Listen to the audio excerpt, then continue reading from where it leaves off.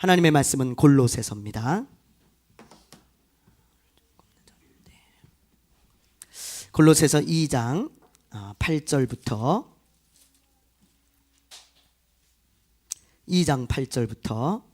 23절까지 오늘은 조금 길지만 한 내용이기 때문에 함께 살펴보도록 하겠습니다. 8절부터 우리 23절까지 페이지 325페이지에 있습니다. 골로새서 2장 8절부터 23절까지 페이지 326페이지. 누가 철학과 헛된 속임수로 너희를 사로잡을까 주의하라. 이것은 사람의 전통과 세상의 초등학문을 따름이요 그리스도를 따름이 아니니라. 너희도 그 안에서 충만하여졌으니 그는 모든 통치자와 권세의 머리시라.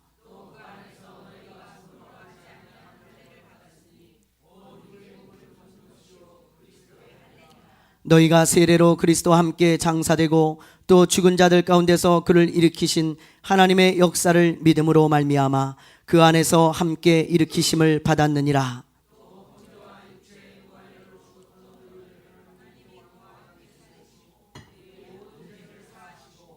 우리를 거스르고 불리하게 하는 법조문으로 쓴 증서를 지우시고 제하여 버리사 십자가에 못 박으시고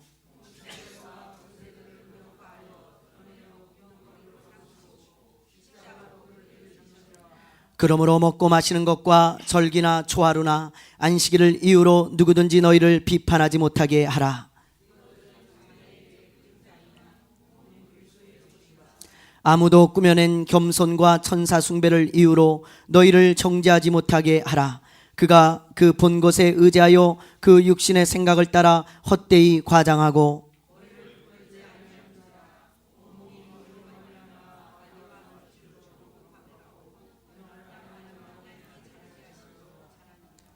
너희가 세상의 초등학문에서 그리스도와 함께 죽었거든 어찌하여 세상에 사는 것과 같이 규례에 순종하느냐.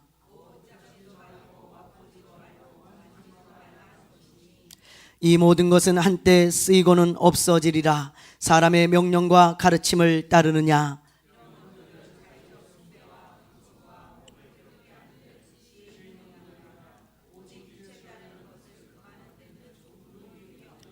아멘. 지난주에 강동의 한 교회에서 지방에 모임이 있어가지고 강동을 가게 되었습니다. 그런데 한참을 이제 내비를 찍고 길을 가는데요. 제가 깜빡하고 길을 잘못 들었습니다. 한두 번이 아니죠. 제가 굉장히 길을 가다가 깜빡을 많이 하는데 깜빡하고 길을 잘못 들어가가지고요. 한 바퀴 돌아가지고 다시 그 길을 찾아오려고 이제 했더니 내비가 길을 다시 잡아주더라고요. 그래가지고 그 내비를 따라서 길을 다시 잘 가고 있는데 가만히 가고 보니까 아까 그 잘못 들어갔던 길로 돌아와 있는 거예요. 이게 왜 그러지? 그리고는 다시 그 길을 지나쳐 가가지고 다시 내비를 따라서 내비가 가르쳐주는 길대로 다시 갔습니다. 그런데 이게 웬일이에요? 또 똑같은 곳으로 돌아오는 거예요. 3번을 그렇게 했어요. 제가 그래도 미련하진 않잖아요. 뭔가 이상하다. 그래가지고 3번을 뺑뺑이를 돈 후에 야 이거 뭔가 이상하다. 그리고 가만히 보니까 길이 공사 중이어가지고 공사를 하고 있느냐고 이 길을 다 막아놓고 다른 길로 열어놓으니까 이 내비가 잡지를 못하는 거예요. 그래가지고 자꾸 틀렸다고 가리키면서 똑같은 길로 안내해가지고 뺑뺑뺑뺑 돌았습니다. 그래가지고 간신히 아주 그냥 제가 그 내비를 벗어나서 그 길을 찾아간 기억이 지난주에 있습니다. 여러분 이렇게 길을 잘못 들면 고생만 하고 원하는 목적지에 가지 못하죠. 신앙생활도 마찬가지입니다. 신앙생활에 있어서 가장 중요한 것 중에 하나가 뭐냐? 방향이에요. 방향. 많은 사람들은 빨리 달려가면 좋은 줄 알아요. 그러나 여러분 신앙생활은 속도보다 방향입니다. 방향을 잘 잡고 바른 길을 걸어가야지 아무리 빨리 달려간들 방향을 잘못 잡으면 아무 소용이 없다는 거예요. 그래서 제 마음속에 늘 두고 사는 그 신앙의 철학이 있다면 속도보다 방향이다. 굉장히 중요한 이야기가 아닐 수 없습니다. 제가 군대에 있을 때 야간 사격을 해봤는데요. 이 낮에 사역하는 것은 비교적 쉽죠. 우리 진수 형제도 나와 있는데 사역도 잘해가지고 휴가도 나오고 그러잖아요. 낮에 하는 건 누구나 잘해요. 근데 이 야간에 우리 남자분들 사역해 보신 분들은 굉장히 어렵잖아요. 아무것도 보이지 않는데 그냥 막 방아쇠만 당겨대는 거죠. 근데 제 옆에 있던 한 병사가 아주 야간 사격 점수가 굉장히 잘 나온 거예요. 월등하게 잘 나온 거예요. 그래서 깜짝 놀래가지고 야, 너 어떻게 이렇게 야간 사격을 잘했냐? 저도 모르겠습니다 그러더라고요. 나중에 알고 보니까 그 친구 옆에 있는 친구가 이 표적을 쏜 거예요. 자기 걸 안 쏘고. 그래가지고 두 명이서 그 표적을 다 쏘니까 점수가 잘 나올 수밖에 없겠죠. 이 친구는 빵점, 이 친구는 90점 이렇게 나온 거예요. 여러분, 총을 잘 쏘는 것도 중요하지만 방향을 잘 잡고 쏴야지. 안 그러면 애매한 데 쏩니다. 자기는 빵점이라는 거예요. 오늘 본문 말씀에 보면 사도 바울이 지금 그것을 말하고 있습니다. 골로새 교회 성도들에게 뭐라고 권면하고 있냐면 너희들이 길을 잘 가야 된다. 신앙생활을 하는 데 있어서 잘못된 길로 유혹하는 사람들이 얼마나 많은지 아느냐. 정신을 차리고 조심하지 않으면 바른 길로부터 벗어난다. 그러니 너희들 정신을 차리고 지금 바른 길로 걸어가야 한다. 지금 사도 바울이 그렇게 골로새 교회 성도들을 권면하고 있는 것입니다. 자, 우리 8절 말씀 한번 보겠습니다. 8절 시작.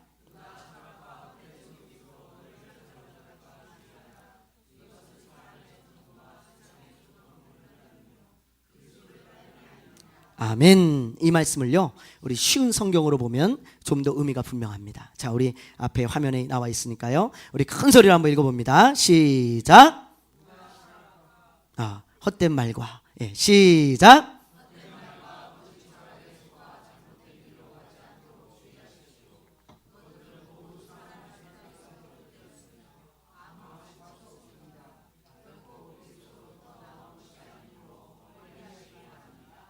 아멘.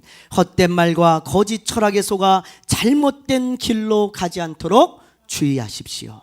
지금 사도 바울이 잘못된 길로 가지 말아라 아주 강하게 권면하고 있습니다. 이 말은 절대로 가지 말라는 거예요.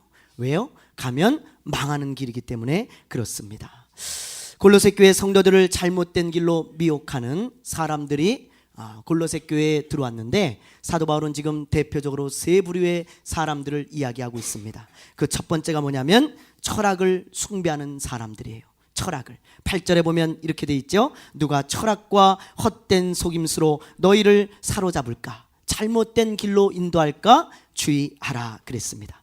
이 여러분, 철학과 헛된 속임수라는 말은 이런 말입니다. 이 사람들은요, 예수를 믿어도 좀 고상하게 믿어라 그런 사람들이에요. 예수를 믿는 것은 좋지만 고상하게 좀 믿을 수 없냐 그렇게 말하는 사람들인데, 여기서 말하는 고상함이란 무엇이냐면 인간의 머리로 이해할 수 있는 것만 믿어라 그런 말이에요. 그게 이 당시 골로새 교회에 들어왔던 철학을 숭배하는 사람들의 특징이었다는 것입니다. 그래서 이 사람들은 머리로 이해할 수 있는 것만 믿었어요. 그러면서 말하기를 어떻게 하나님이 사람이 될 수 있냐? 그게 말이 되냐? 어떻게 사람이 죽었다가 다시 살아날 수 있냐? 그게 말이 되냐? 어떻게 처녀가 잉태해서 예수님을 낳을 수 있냐? 말도 안 된다는 거예요. 그러면서 이성으로 생각하기를 그것은 말도 안 되는 이야기니까 그것은 믿을 가치가 없다. 그리고는 자기들의 이성으로 믿어질 수 있는 것, 이해할 수 있는 것만 믿겠다는 것입니다. 우리 교단에 큰 목회를 하시는 어떤 목사님의 이런 이야기를 하시더라고요. 이 목사님이 신학교를 다닐 때 한 교수님이 이런 이야기를 하셨대요. 여러분들, 철학을 잘 알아야 목회를 잘 할 수 있습니다. 철학을 공부해야 합니다. 철학을 공부하지 않으면 목회 못합니다.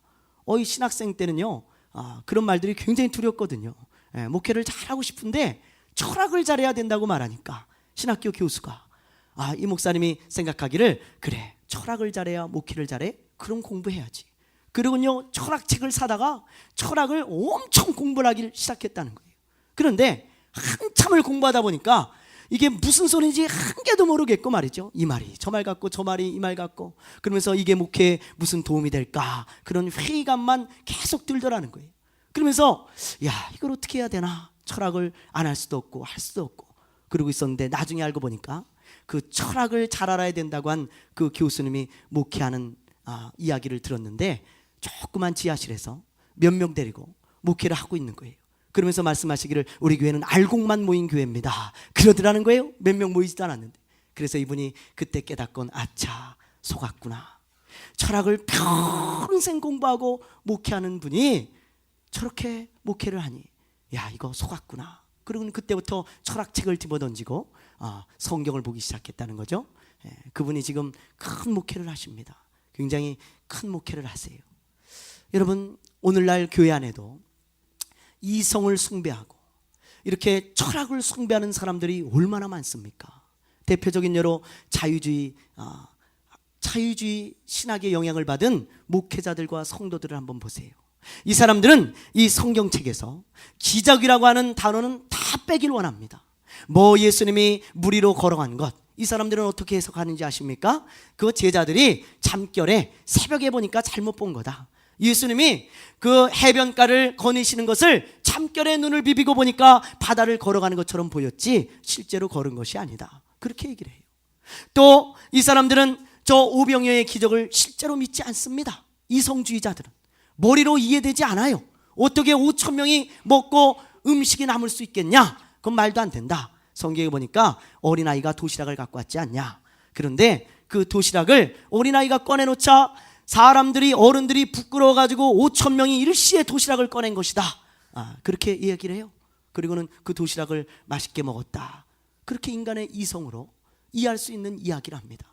어떻게 예수님이 죽었다 다시 살아날 수 있냐? 그것은 십자가에서 그 고통이 너무 심했기 때문에 예수님이 3일간 기절했다 깨어난 것이다. 그렇게 얘기를 해요. 여러분 이런 말도 안 되는 이야기를, 이런 헛된 이야기를 그 사람들은 머리로 이해한답시고 그렇게 말하고 있습니다. 저는 오히려 그게 믿어지지가 않아요. 저는 오히려 그게 더 웃긴 얘기로 들립니다. 사랑하는 여러분, 이 골로새 교회 안에 이런 철학을 숭배하는 사람들이 들어와서 인간의 이성으로 이해되는 것만 믿으라고 유혹하는 사람들이 있었다는 것입니다. 바울은 그게 잘못된 길이라는 거예요. 두 번째, 여러분 어떤 부류의 사람들이 있었는지 아십니까? 바로 율법을 숭배하는 사람들이 골로새 교회에 있었습니다. 자, 우리 11절 말씀을 한번 보겠습니다. 11절 시작.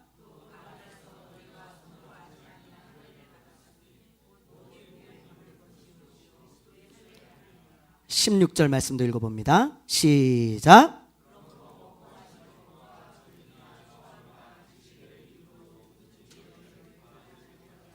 아멘. 여기 보면요, 율법주의자들이 이 골로새 교회 안에도 들어와 있는 것을 볼 수 있습니다. 이 율법주의자들은 어디 가나 있었죠? 갈라디아 교회도, 에베소 교회도, 빌립보 교회도 들어와 있는데 지금 골로새 교회에도 들어와 있는 것을 볼 수 있습니다. 이 골로새 교회 안에 율법주의자들이 들어와서 뭐라고 말합니까? 예수님을 믿는 것 그것만으로 안 된다. 율법을 지켜야 구원을 얻는 것이지 예수님만 믿는 것으로 어떻게 구원을 얻을 수 있겠냐? 그러면서 지금 뭐라 그래요? 할례를 받아야 된다. 또 안식일을 지켜야 된다. 여러 가지 절기를 지켜야 한다. 그래야 구원을 받을 수 있다. 이렇게 이야기를 하고 있지 않습니까? 그래서 사도 바울은 지금 그게 잘못됐다는 거예요. 오늘날도 이런 부류의 사람들이 있습니다.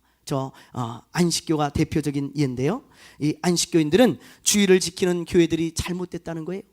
안식일을 지켜야지만 한다는 것입니다. 그러면서 말하기를 극단적인 안식교인들은 주일을 지키는 교회들은 구원이 없다. 그렇게까지 얘기를 합니다. 여러분 이게 바로 오늘날 존재해 있는 율법주의자들의 모습이에요. 예수님만으로는 안 된다. 안식일을 지켜야 하고 할례를 받아야 하고 어떤 여러 가지 절기를 지켜야지만 구원을 얻을 수 있다. 지금 그렇게 말하고 있는 거예요. 여러분 이 율법주의자들 이것은 잘못된 길이라고 지금 사도 바울이 말하고 있습니다. 마지막 세 번째로 골로새 교회 성도들을 잘못된 길로 미혹하는 사람들은 금욕을 숭배하는 사람들이었어요. 금욕주의자들. 이 사람들은 예수를 믿어도 세상과 혼합되어지면 구원을 받지 못한다. 그러므로 세상을 거부하고 세상 사람들과 완전히 다른 삶을 살아야 구원을 얻을 수 있다. 그러면서 극단적인 생활을 하는 사람들이었어요. 자, 한번 보실래요? 20절부터 23절까지 지금 사도 바울이 그 얘기를 하고 있는 것입니다. 20절부터 23절 우리 시작.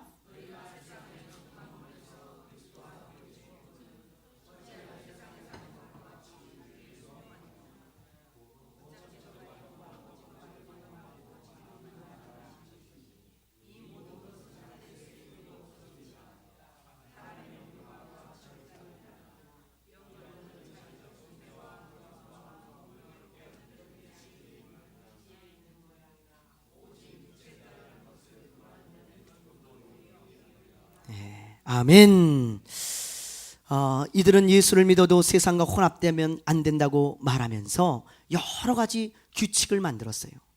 그러면서 이 금욕주의자들이 세 가지 외친 핵심이 뭐냐면, 자, 우리 한번 보세요. 성경을 21절에 보면 곧 붙잡지도 말고 맛보지도 말고 만지지도 말라, 그렇게 말하고 있죠. 이게 그 당시에 금욕주의자들이 말하는 세 가지 규칙이었습니다. 더 많았겠지만 특별히 세 가지를 바울이 지금 언급하고 있어요. 여기서 붙잡지도 말라, 이 말은 무슨 말이냐면 세상에 있는 재물을 취하지 말라, 너의 사유재산으로 갖지 말아라, 그 말이에요. 그래서 여러분, 이 극단적인 금욕주의자들은 주로 공동체 생활을 하죠. 같이 모여서 생활을 합니다. 얼마 전에도 우리 은혜로 교회라는 교회 얘기를 제가 하지 않았습니까? 이 사람들은 지금 예수님의 재림이 임박하고, 그리고 이제 마지막 때가 되었다고 생각하면서 저 피지로 사람들이 다 떠났죠. 자기 재산 다 팔고, 애들 학교 다 그만두게 하고, 직장 다 때려치고, 재산 다 팔아서 같이 공동체 생활을 하면서 거기서 농사를 짓고 예수님을 기다리겠다는 것입니다. 거기가 가장 안전한 피난처라는 거예요.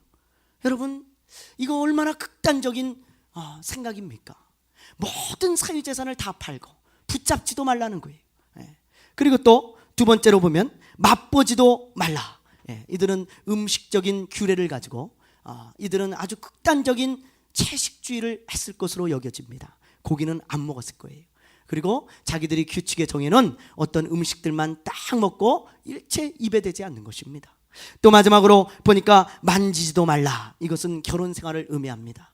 이 사람들은 이성을 만지는 것은 죄다, 그렇게 여겨서 결혼을 금했어요. 결혼 생활을 안 했습니다. 그러니까 여러분, 이런 극단주의자들, 이렇게 세상을 거부하고 세상과 분리되어서 살아야 예수를 믿어도 구원을 얻을 수 있다, 이런 사람들이 바로 골로새 교회 안에 있던 잘못된 길로 가는 사람들이었다는 것입니다. 사랑하는 여러분, 골로새 교회 안에는 이렇게 잘못된 길로 미혹하는 철학주의자들, 율법주의자들, 금욕주의자들이 있었습니다. 바울은 이 세 가지 부류의 사람들을 거부하면서 너희들은 이런 잘못된 길로 가지 말아라, 그러면서 바른 그리스도인은 바른 길을 걷는다, 그 바른 길이 무엇인지를 아느냐, 그러면서 말하고 있는 거예요. 자, 우리 12절 13절 말씀, 자, 우리 한번 읽어봅니다. 12절 13절 큰 소리로 시작.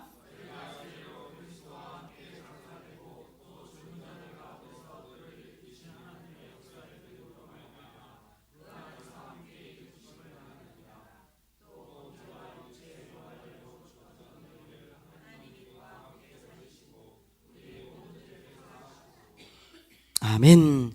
12절에 보면 죽은 자들 가운데서 그를 일으키신 하나님의 역사를 믿음으로 말미암아. 사도 바울은 지금 알기 쉽게 얘기하면 뭐라고 얘기하고 있냐면요, 너희들이 바른 길을 가는 것이 어떤 것인지 아냐? 바른 믿음을 가져야 된다는 거예요. 바른 믿음을 가진 것이 바른 길을 가는 거라는 것입니다. 그러면서 바른 믿음에 대해서 지금 사도 바울이 12절과 13절에 이야기를 하고 있는데, 그 바른 믿음이라는 것은 뭐냐? 예수님이 우리의 죄를 위하여 십자가에서 죽으시고 부활하셨다. 그러므로 그 예수님 한 분, 오직 예수님 한 분이면 구원을 얻기에 충분하다. 그게 바른 믿음이라는 거예요. 예수님 한 분이면 구원받는데 충분하다. 다른 어떤 것도 필요 없다. 예수님 외에 그 어떤 것도 필요 없다. 예수님으로 충분한 믿음, 그것이 바른 믿음이고, 그 믿음을 가지고 신앙생활을 하는 사람이 바로 바른 길로 가는 사람이라는 것입니다. 아까 언급한 세 부류의 사람들이 왜 잘못된 줄 아세요? 여러분, 먼저 철학주의자들은 예수님이 죽었다 살아나신 것을 믿지 않습니다. 그들은 예수님이 이 땅에 육신의 몸을 입고 오신 것을 믿지 않아요. 그 사람들의 믿음은 애초부터 핀트가 잘못된 것입니다. 그래서 그들은 잘못된 길로 가는 거예요. 또 금욕주의자들과 율법주의자들은 왜 잘못됐는지 아십니까? 그들은 예수님 외에 다른 것을 해야 구원을 얻는다는 거예요. 율법을 지켜야 된다는 것입니다. 어떤 행위를 해야 된다는 것입니다. 또 금욕주의자들은 세상을 거부하고 이 더러운 세상에서 벗어나야 구원을 얻을 수 있다는 것입니다. 예수님 믿는 것 그 한 분으로 안 된다는 거예요. 예수님으로 충분하지 않다는 것입니다. 여러분, 이것은 굉장히 잘못된 생각이고 굉장히 잘못된 믿음이에요. 이것은 기독교가 아닙니다. 기독교는 오직 바울이 오늘 이 시간에 말한 대로 예수님께서 나를 위하여 죽으시고 부활하셨기 때문에 예수님 한 분이면 구원받기에 충분하다는 믿음, 그 믿음을 가지고 살아가는 사람들, 그 사람이 바른 길을 걷는 걸 믿으시길 바랍니다. 예수님 말고 다른 구원의 조건을 내세우는 것은 예수님을 모욕하는 것입니다. 왜요? 예수님 한 분으로 안 된다는 거예요. 그게 얼마나 예수님을 향한 모욕입니까? 예수님 한 분으로 안 되다니. 예수님 그분이 나를 위해 죽으시고 부활하셨는데 예수님으로 안 돼? 내가 뭘 또 해야 돼? 그것은 여러분 예수님을 굉장히 모욕하고 모독하는 것이에요. 예수님 한 분이면 충분한 걸 믿으시길 바랍니다. 사도행전 10장에 보면 이방인 중에 최초로 구원을 받았던 고넬료라는 사람이 나오죠. 이 고넬료는 로마의 군인이었습니다. 유대인이 아니에요. 그런데 이 고넬료가 이스라엘의 파견 근무를 나와서 유대교를 접하고 하나님을 만납니다. 그래서 아주 신실한 유대교인이 되었는데 하나님께서 어느 날 이 친구를 불쌍히 여기셔서 기도하는 가운데 나타나시죠. 천사가 나타나죠.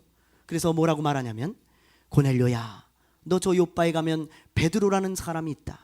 그 사람을 청해서 하나님의 말씀을 들어라. 그렇게 천사가 말씀을 해줘요.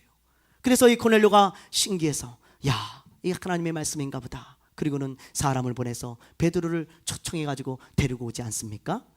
사람을 보냈는데 베드로가 하필 그 시간에 기도할 때 하나님께서 한 가지 환상을 보여주시죠. 베드로가 기도하는데 하늘문이 열리면서 보자기가 내려옵니다.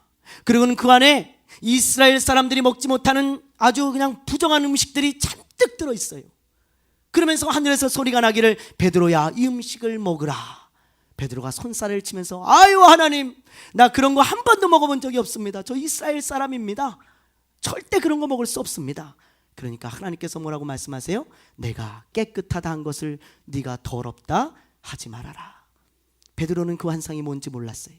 그런데 고넬료가 보낸 사람들이 도착을 합니다. 문을 두드리죠. 똑똑똑. 누구십니까? 여기 혹시 베드로라는 사람이 있습니까? 예, 전데요. 자초지종을 다 얘기하니까 그제서야 베드로가 깨달아요. 하나님이 이방인도 깨끗하다 말씀하시는구나. 누구든지 예수를 믿으면 저 이방인도 깨끗해진다는 말씀이셨구나. 그때서야 베드로는 깨닫고 고넬료의 집으로 찾아갔는데, 그 고넬료의 집에 가보니까 고넬료의 가족들과 친구들이 아주 여럿이 모여 있는 거예요. 다 이방 사람들입니다. 유대인들은 이방인들을 개로 여겼습니다. 더러운 사람들로 여겼어요. 그런데 그 베드로가 그 환상을 보고 깨닫고는 그 자리에서 예수님에 대한 복음을 전하죠. 자, 어떤 복음을 전했나 한번 보세요. 사도행전 10장입니다. 사도행전 10장, 아주 중요한 내용을 오늘 제가 지금 하고 있는 거예요. 여러분들 잘 들어보시기 바랍니다. 사도행전 10장 39절부터 우리 43절이에요. 베드로가 전한 복음이 무엇인가 잘 들어보세요. 자, 사도행전 10장 39절부터 43절 우리 한번 같이 읽어볼까요? 시작. 우리는 유대인의 땅과 예루살렘에서 그가 행하신 모든 일의 증인이라. 그를 그들이 나무에 달아 죽였으나 하나님이 사흘 만에 다시 살리사 나타내시되 모든 백성에게 하신 것이 아니요 오직 미리 택하신 증인 곧 죽은 자 가운데서 부활하신 후 그를 모시고 음식을 먹은 우리에게 하신 것이라.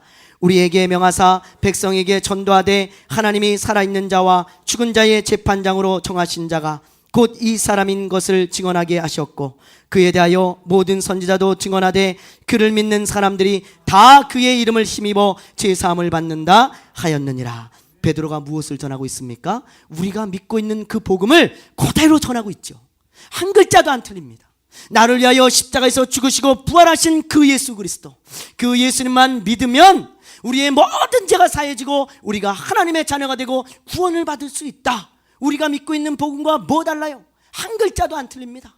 똑같습니다. 우리가 전하고 있는 복음과 똑같은 복음이죠. 이 복음을 전할 때 놀라운 일이 일어납니다. 자, 한번 보세요. 우리 44절부터 48절까지인데 이것도 우리 큰 소리로 한번 읽어보겠습니다. 베드로가 이 말을 할 때에 성령이 말씀 듣는 모든 사람에게 내려오시니 베드로와 함께 온 할례 받은 신자들이 이방인들에게도 성령 부어주심으로 말미암아 놀라니 이는 방언을 말하며 하나님의 높임을 들음이러라. 이에 베드로가 이르되 이 사람들이 우리와 같이 성령을 받았으니 누가 능히 물로 세례 베품을 금하리요 하고 명하여 세례를 베풀라 하니라. 그들이 베드로에게 며칠 더 머물기를 청하니라. 보세요. 베드로가 전한 이 복음을 고넬료와 그의 가족들이 믿자 어떤 일이 일어납니까? 성령이 그들에게 임하신 거예요. 그 이방인들에게. 여러분, 그래서 방언도 말하고 이들에게 베드로가 더 놀라서 그 즉석에서 침례를 주었다. 그렇게 고백하고 있습니다. 여러분, 한번 잘 생각해 보세요. 이 사람들이 만약에 율법을 지켜서 구원을 얻는다고 하면 이 사람들에게 성령을 하나님께서 보내주셨을까요? 성령을 받았다는 의미는 구원을 받았다는 의미고, 성령을 받았다는 의미는 하나님의 자녀가 됐다는 의미인데, 이 사람들이 지금 어떻게 해서 구원을 받고 성령을 받았습니까? 오직 나를 위하여 죽으시고 부활하신 그 예수를 믿은 것뿐이에요. 믿은 것. 베드로가 전하는 그 복음을 듣고 믿을 때에 성령께서 지금 그 사람들에게 임하셨다는 것입니다. 율법을 지킨 적 한 번도 없어요. 금욕적인 생활 한 적 없습니다. 이 사람들은 오직 믿었을 때 성령을 받았어요. 그러면 여러분, 우리가 속으면 안 됩니다. 많은 사람들은 예수님 외에 다른 것을 추가해서 정말 악한 마귀는 예수님을 모욕하고 있어요. 또 여러분, 예수님 외에 인간의 공로를 추가해서 자꾸 예수님 말고 사람에게 집중하게 만듭니다. 어떤 것을 그 사람이 했기 때문에 저 사람은 구원받았어. 어떤 사람은 저것을 했기 때문에 구원을 받았어. 아니요, 그 사람이 어떤 짓을 해도 예수님을 빼놓고는 구원받지 못해요. 예수님 한 분으로 충분한 것을 믿으시길 바랍니다. 예수님 한 분으로 충분하다는 믿음, 그 믿음을 가지고 살아가는 사람이 정말로 바르게 신앙생활하는 사람이에요. 이번 달 큐티 책에서 읽은 이야기인데요, 어떤 대형교회 목사님이 지방에 집회를 갔다가 비서에게 전화를 했습니다. 대형교회 목사님들은 보통 비서가 있거든요. 이번 주 주일 말씀을 가르쳐 드리겠습니다.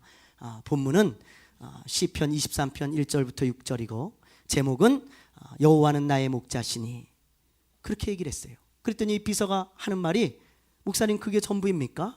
뭐가 더 필요한데? 그리고는 전화를 끊었어요. 그리고는 지방에 갔다가 이제 집회를 마치고 토요일날 오후에 와서 주보를 딱 보는데 머리 끝까지 화가 나신 거예요. 딱 보니까 주보 제목에 여호와는 나의 목자시니 뭐가 더 필요한데? 그렇게 써놓은 거예요. 이 비서가 너무너무 화가 나가지고 이걸 어떻게 하나, 이 비서를 불러갖고 화를 낼까, 그러다가 몇 번을 그 제목을 읽어봤다는 거예요. 여호와는 나의 목자시니 뭐가 더 필요한데? 계속 읽는데 그 제목이요, 너무너무 은혜스럽다는 거예요. 여호와는 나의 목자시니 뭐가 더 필요한데. 그래서 자기가 그 제목을 읽고 큰 감동을 받고 설교를 다 고쳤다는 거예요. 그리고는 그 제목에 맞춰서 여호와는 나의 목자시니 뭐가 더 필요한데, 그 설교를 했다는 것입니다. 여러분, 이게 바른 믿음이에요. 하나님이 우리의 목자 되시고 예수님이 우리를 위하여 죽으시고 부활하셨는데 뭐가 더 필요합니까? 여러분, 뭐가 더 필요한데? 그게 우리의 믿음이 되어야 돼요. 그게 바른 믿음이에요. 사랑하는 여러분, 예수님은 우리의 목자시니 뭐가 더 필요한데, 늘 마음에 그것을 새기면서 살아가시기를 주님의 이름으로 축원합니다. 우리 함께 한번 해볼까요? 예수님 말고 뭐가 더 필요한데. 그렇게 하시면 재미없어요. 뭐가 더 필요한데? 이렇게 물어보셔야 돼요. 한번 해보겠습니다. 예수님 말고 뭐가 더 필요한데? 그게 우리의 믿음이 되기를 주님의 이름으로 축원합니다. 기도하겠습니다. 이 시간에 우리가 기도할 때에 오늘 말씀을 잘 생각하시길 바랍니다. 세상에는 우리를 미혹해 하는 많은 교리들이 있습니다. 사람의 소리를 듣지 마십시오. 성경에서 말하는 믿음을 가지십시오. 예수님 외에는 아무것도 필요 없습니다. 예수님 외에는 우리를 구원할 수 있는 모든 길이 없습니다. 오직 예수님 한 분이면 충분합니다. 아무것도 필요 없는 그 믿음을 가지고 예수님 한 분만 바라보고 그 예수님께 나아가는 저와 여러분 되시기를 바랍니다. 이 시간에 우리 주여 한번 부르고 잠시 기도합니다. 주여! 하나님 아버지, 진심으로 감사를 드립니다. 오늘 이 시간에 하나님, 그 사도 바울의 끓는 권면을 우리가 들었습니다. 절대로 잘못된 길로 가지 말고 바른 믿음을 가지고 바른 길을 걸어가라. 우리 하나님께서 우리 교회에 주신 귀한 말씀 오늘 붙잡고 오직 예수님 한 분으로 충분하다는 믿음을 가지고 살아가기를 원하나이다.